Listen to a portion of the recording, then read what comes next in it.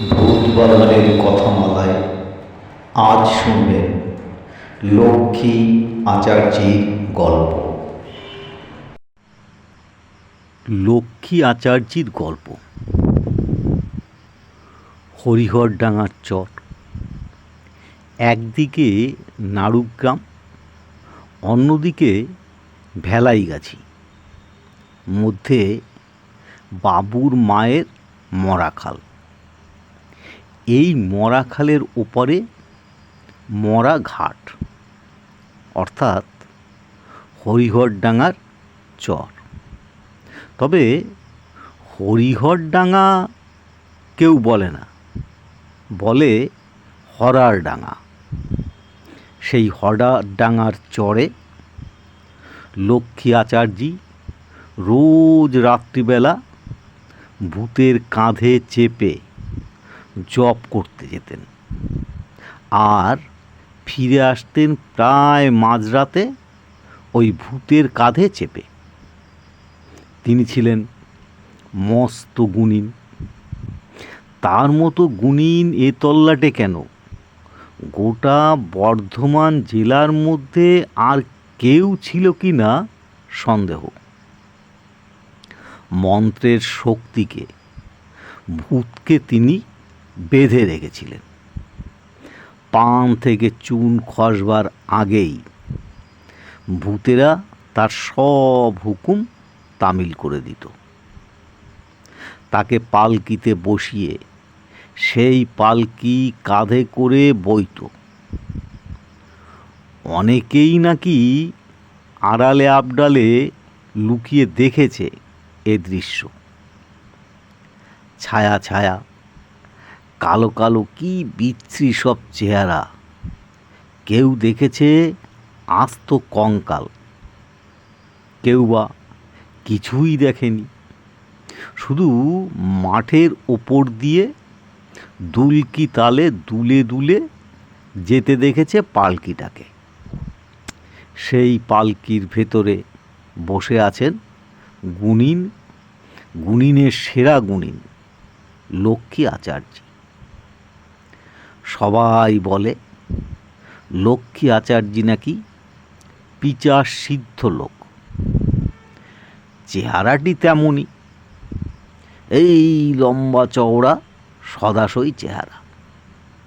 খুব কম করেও 6.5 ফুটের বেশি হবেন, তো কম হবেন না।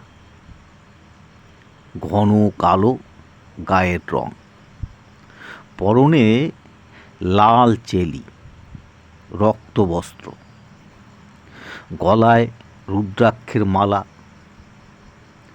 চাড়ালের হাড়, শকুনির হাড়, ধনেশ পাখির হাড়ের মালা, নানা রকমের লাল নীল পুঁথি, গাছের শিকড় আর কড়ির মালা, কত রকমের দুষ্প্রাপ্য তবলকি। কপালে ডগডগ করতে তেল সিঁদুর, লম্বা করে টানা, মাথায় মস্ত টাক, চোখ দুটো লাল, একেবারে রক্তবর্ণ, যেন ভাঁটার মতো জ্বলছে। চোখ উঠলে যেমন লাল দেখায়, তার চেয়েও লাল। সব তেজের যেন ওই চোখের মধ্যেই প্রকাশ। সেই লাল চোখ দুটি নেশায় ঢুলু ঢুলু করত সর্বক্ষণ, ঠিক যেন মহাকালের অবতার। লোকেরা তাই ভয়ে ভক্তি করত। সকলে বলতো, পারে সাক্ষাৎ কাল ভৈরব গা। আচার্যকে দেখলে ভয়ে বুক শুকিয়ে যেত সকলের। শুধু ভয়ের জন্য নয়, গুণের জন্য ভক্তি করত সবাই। জিন আর করিমের মতো অবদেবতাও হার মানত আচার্যের কাছে। যাদের হার মানাতে আচ্ছা আচ্ছা গুণিনও হিমশিম খেয়ে যেত। লোকে তাই দুপুর রাতে মাঠে ঘাটে একলা গেলে নাম নিত আচার্যের। তাদের মনে এ বিশ্বাস স্থিরভাবে জন্মেছিল যে আচার্যির নাম নিলে ভূত তো ভূত, ভূতের বাবাও আর কাছে ঘেঁষবে না। সেবারে নাড়ুগ্রামে কলেরা মহামারীর দেখা দিল। গ্রাম উজাড় করে মরতে লাগলো সব। যে বাড়িতে রোগ ঢোকে সে বাড়িতে বাতি দিতে কেউ অবশিষ্ট থাকে না। কে কার মুখে জল দেয় এমন অবস্থা। সবাই গিয়ে তখন লক্ষ্মী আচার্যকে ধরল। আচার্য তখন সবে তার গৃহদেবতা মহাকালীর পুজো সেরে উঠেছেন। উঠেই দেখেন সারি সারি সব দাঁড়িয়ে আছে। বলে, কি ব্যাপার রে, আমার এখানে কেন? লোকে বলে, এখন আপনি আমাদের ভরসা আচার্যি। আপনি দয়া না করলে সবাই যে মারা পড়ি। আচার্য বললেন, বলেই একটু গম্ভীর হয়ে গেলেন। তারপর বললেন, দেখি মাকে বলে কি করতে পারি। পাপ করবি তোরা, আর মায়ের কাছে হতে দেব আমি? পঞ্চাবাগদি বলল, আপনি আমাদের মা বাপ, আমাদের হয়ে মাকে আপনি একটু বলুন। আমাদের ডাক তো মা শুনবে না, আপনার কথা যদি শোনে। আচার্য বললেন, আমাবস্যা কবে? আগে তা আমরা কি জানি, মুক্কুচুক্কু মানুষ। আচার্যি তখন হিসেব করে বললেন, কুচবারে আমাবস্যা আগামীকাল।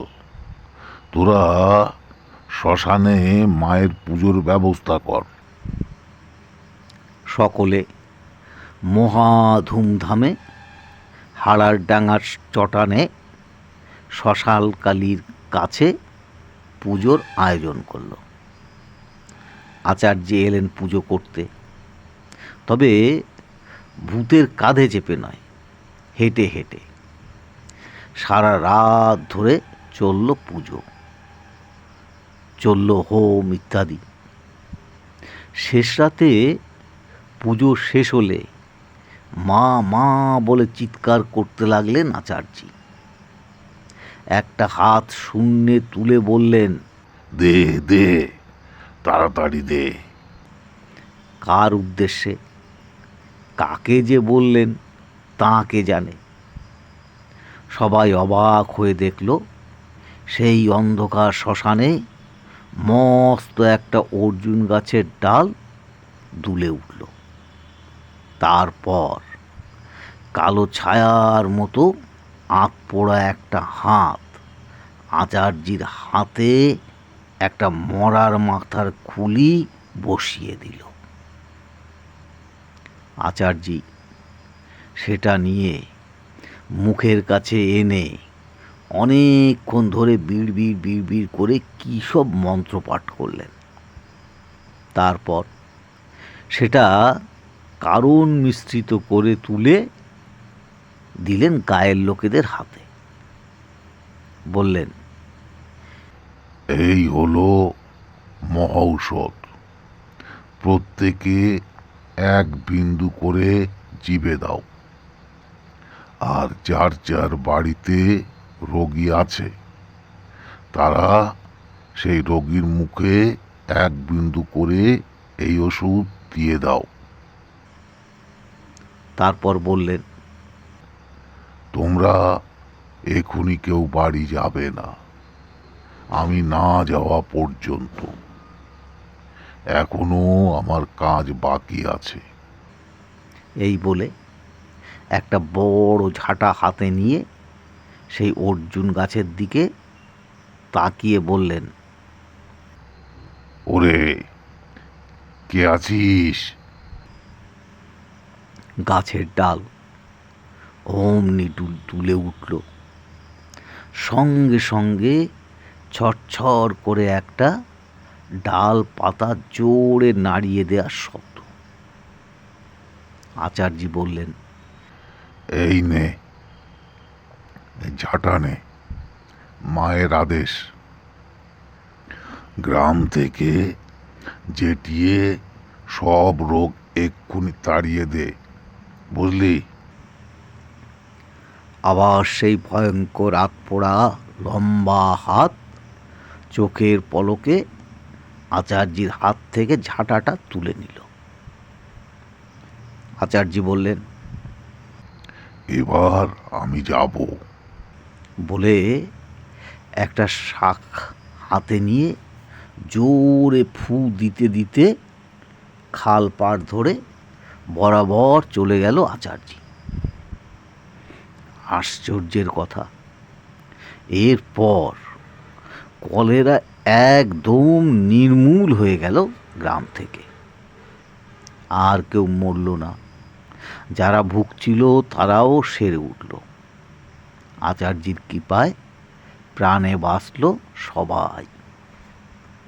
সেই থেকে আজ পর্যন্ত নাড়ুগ্রামে আর কখনো কারো কলেরা হয়নি। ওই লক্ষ্মী আচার্যির ভাই গোবর্ধন আচার্যি একবার বিয়ে বাড়ির নেমন্তন্ন খেয়ে দূর গ্রাম থেকে আসছে। তখন মধ্যরাতি, ঘুটঘুট করছে অন্ধকার। হালদার পুকুরের পাড়ে এসে বাধা পেল গোবর্ধন। দেখল তার ঠিক যাওয়ার পথটির উপর বসে আছেন প্রভু। ভয়ে বুক শুকিয়ে গেল গোবর্ধনের। অথচ যাওয়ার এই একটাই মাত্র পথ। গোবর্ধন তখন অনুনয় বিনয় করতে লাগলো, পথ ছাড়ুন গো মশাই, যেতে দিন। কিন্তু কে কার কথা শোনে? উত্তর এলো, তোর হাতে কি? বিয়ে বাড়ি খেতে গিয়েছিলুম, এই লুচি মিষ্টি মাছ এইসবই আছে। ওগুলো রেখে যা। আগে আমার দাদা লক্ষ্মী আচার্যের জন্য নিয়ে যাচ্ছি। সে তো এখন শ্মশানে বসে জব করছে, সে খাবে না, তুই রেখে যা। কিন্তু দাদার নিষেধ। দাদা যে বলেছে রাত বিতে পথে কেউ কিছু চাইলে দিবি না। বলুক, আমার খিদে পেয়েছে, তুই আমায় দে। দেব, তবে তার আগে তুমি আমাকে শ্মশানে দাদার কাছে পৌঁছে দাও, তাকে জিজ্ঞেস করে তারপর দেব।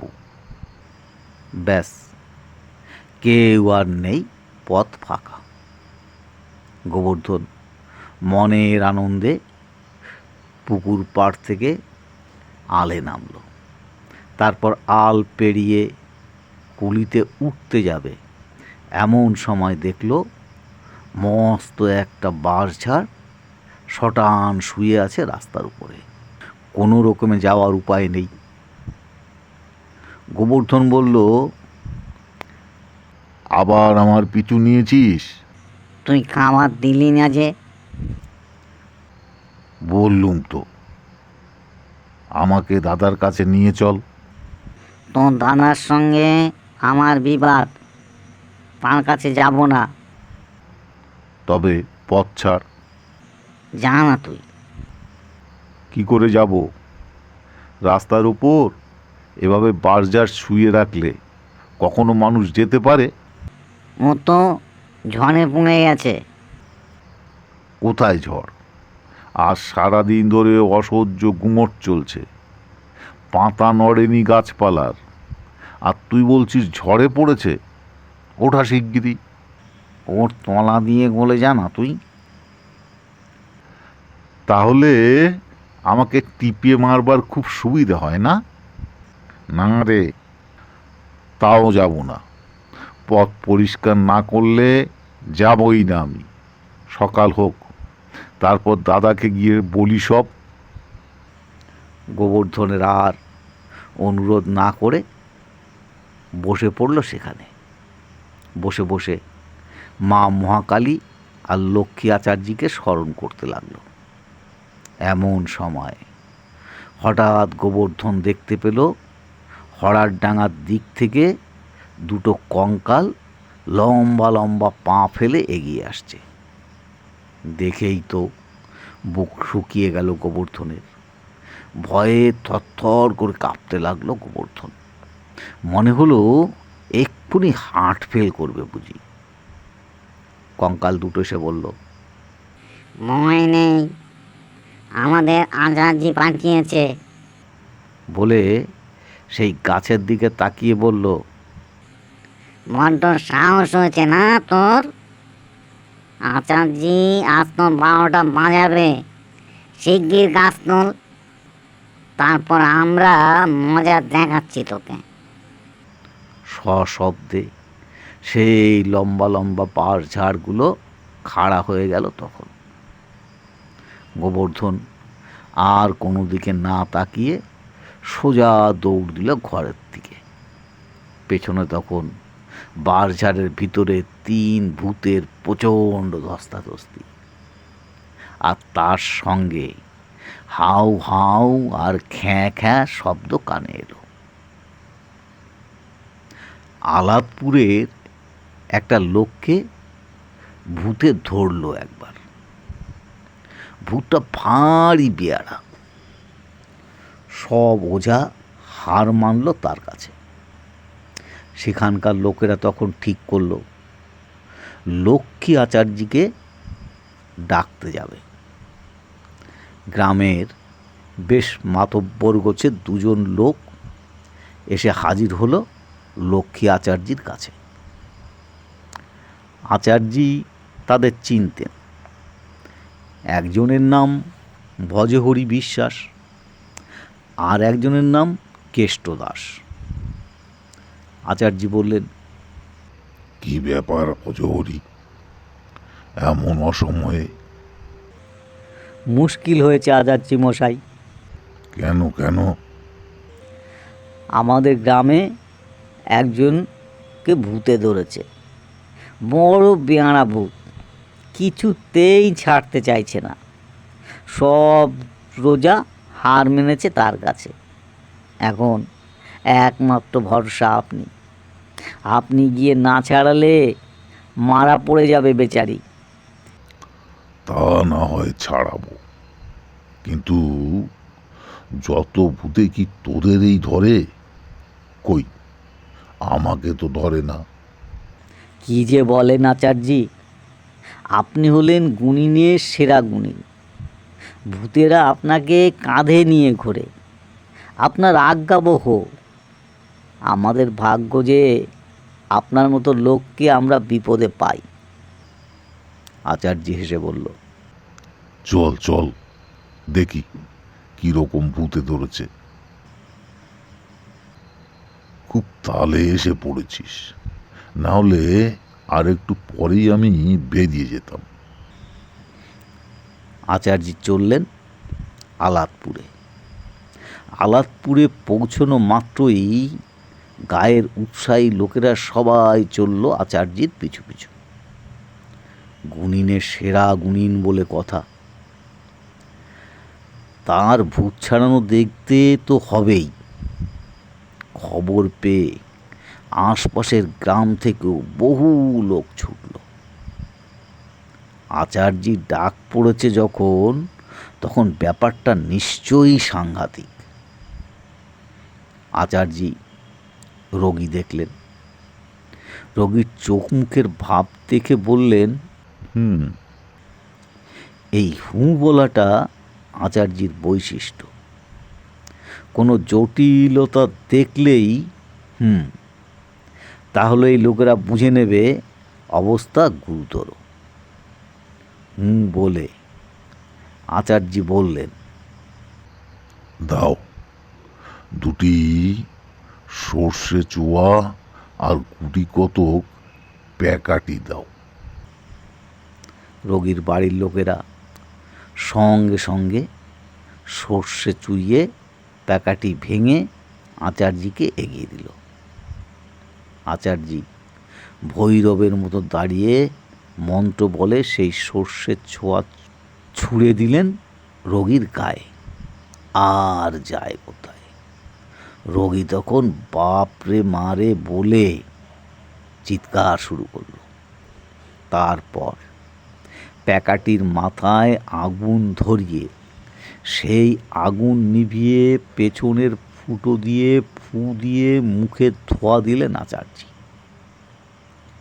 রোগী তো কাঁটা ছাগলের মতো ধরফর করতে লাগলো। ওরে তো দুটি পায়ে পুড়ি, আমায় অমন করিস না রে, আমি এক্ষুনি ওকে ছেড়ে যাচ্ছি। আচার্যি বললেন, তা তো যাবি রে বেটা, কিন্তু ধরেছিলি কেন? আর কথা নেই। ভূতে পাওয়া রোগী একদম চুপ, কেবল গো গো করে। আচার্যি বললেন, কই রে, কি হলো বল, ওকে ধরেছিলি কেন? ও কেন আমার গায়ে মাছ ছোঁয়া জল ছুঁড়ে দিয়েছিল। তুই ছিলিস কোথায়? আমি ওদের ছাঁচতলায় দাঁড়িয়েছিলুম। কেন তুই ওদের ছাঁচতলাতে ছিলিস কেন? ও কি ইচ্ছে করে তোকে দেখে তোর গায়ে ফেলেছে? না, আমাকে সরে যেতে বলতে পারতো। বেশ করেছে ফেলেছে। তা তুই যখন দেখলি ও জল ফেলতে আসছে, তখন তুই বা সরে গেলি না কেন? মারে, আমি কি ওকে দেখেছি? ওদের ছাঁচতলায় দাঁড়িয়ে তুই ওকে দেখতে পেলি না, আর ও তোকে না দেখতে পেয়ে তোর গায়ে জল ফেলেছে বলে তুই ওকে ধরলি। রোগী তখন প্যাঁচে পড়ে চুপ করে যায়। আচার্যি বললেন, তার মানে ইচ্ছে করে ওকে তুই ধরবি বলেই ওর জল তুই গা পেতে নিয়েছিস। না, তা কেন? আচার্যি গম্ভীর গলায় বললেন, কোথায় থাকিস তুই? মজুমদারদের ঈশান কোণে। এই গ্রামের কাছাকাছি আমি থাকি, তুই জানতিস না? জানতুম। তাহলে কেন ধরেছিলি বল? তোর গ্রামের লোককে তো ধরিনি আচার্যি। ওরে বেটা, যাক, তুই একে ছাড়বি কিনা বল। ছেড়ে দেব, সত্যি ছেড়ে দেব। ছেড়ে দেব নয়, এক্ষুনি ছাড়। তুই আগে চলে যা, তারপর ছাড়ছি। না, তোকে এক্ষুনি ছাড়তে হবে। এক্ষুনি? হ্যাঁ। অবাক কাণ্ড! যে লোক একটু আগে ধুলোয় শুয়ে ছটফট করছিল, সে আবার সুস্থ হয়ে আচার্যিকে প্রণাম করে উঠে বসল। সকলে জয়ধ্বনি করল আচার্যি। বলল, বাবা, এ কি জাঁতা লোক! মনে করো ভূতে আচার্যির পালকি বয়। কত ভূত জব্দ হলো, আর ওতে বেটা কোন ছাড়! ওহ, এই যে ভেলকি দেখলুম রে ভাই, বলে যে যার চলে গেল। আচার্যও নিজের পাওনা গণ্ডা বুঝে নিয়ে সন্ধ্যের পর ভূতের কাঁধে চেপে ফিরে এলো। পরের দিন সকালে আলাদপুরের লোকেরা আবার এসে হাজির। সেই ভজহরি বিশ্বাস, কেষ্টদাস আবার এলো। এসে হাত জোর করে বলল, পেন্নাম হই আচার্যি মশাই। আচার্যি তখন তাওয়ায় বসে গঞ্জিকা সেবন করছিলেন। বললেন, কি ব্যাপারে, আবার কি মনে পড়ে? ব্যাপার সাংঘাতিক আচার্যি মশাই। আপনি চলে আসার পর ভূতটা আবার এসে ধরেছে রোগীকে। গঞ্জিকার কলকেটা রেখে দিয়ে লাল রক্ত জবার মতো চোখ দুটো পাকিয়ে সোজা হয়ে উঠে দাঁড়ালেন আচার্যি। আবার এসেছে? এত বড় স্পর্ধা! রাগে উত্তেজনায় আচার্যি ঠক ঠক করে কাঁপতে লাগলো। রাগলে তাকে ভয়ঙ্কর দেখায়। আস্ত মানুষটাই যেন পাল্টে যায় অদ্ভুতভাবে। মুখখানা কঠিন হয়ে ওঠে, গালে ভাঁজ পড়ে, কপাল কুঁচকে যায়, দারুণ দেখায়। আচার্য বললেন, ঠিক আছে, আমি যাচ্ছি। গল্পের পরবর্তী অংশ শুনবার জন্য চ্যানেলটিকে সাবস্ক্রাইব করে রাখুন।